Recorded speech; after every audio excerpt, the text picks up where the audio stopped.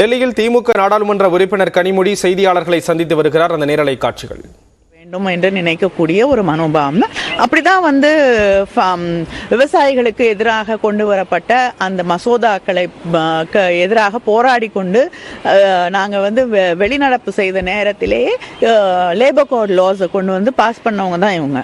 அதனால நிச்சயமா எல்லாரையும் அவையிலிருந்து சஸ்பெண்ட் பண்ணி நீக்கிட்டு அவையை நடத்தி நாங்கள் வெற்றிகரமாக முடித்து விட்டோம், பாதுகாப்பாக இருக்குன்னு சொல்லறதுக்கு கூட தயங்க மாட்டாங்க.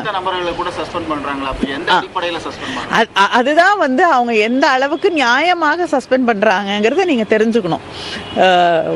பார்த்திபன் அவர்கள், திராவிட முன்னேற்ற கழக எம்பி பார்த்திபன் அவர்கள் அவைக்கே இன்று வரவில்லை.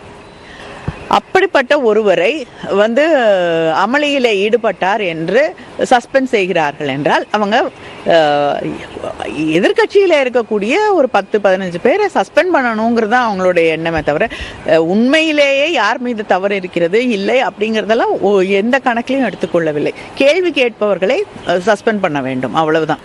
சஸ்பெண்ட் பண்ணலையும் பார்த்தா 14 பேர்ல 13 பேரும் கேரளா தமிழ்நாட்டை சேர்ந்தவர்கள். இதை எப்படி பார்த்து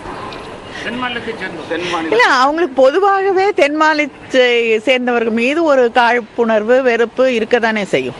அதனால அதிகமாக எங்கள் மீது சஸ்பென்ஷன் ஆர்டர்ஸ் இது பண்ணா கேள்வி கேட்பதற்கு இருக்கக்கூடியவர்கள் குறைந்து கொண்டே வருவார்கள் என்ற எண்ணம் நிச்சயமாக இருக்கும். ஏன்னா அவங்க கால் வைக்க முடியாத இடம் தென்னிந்தியா தானே.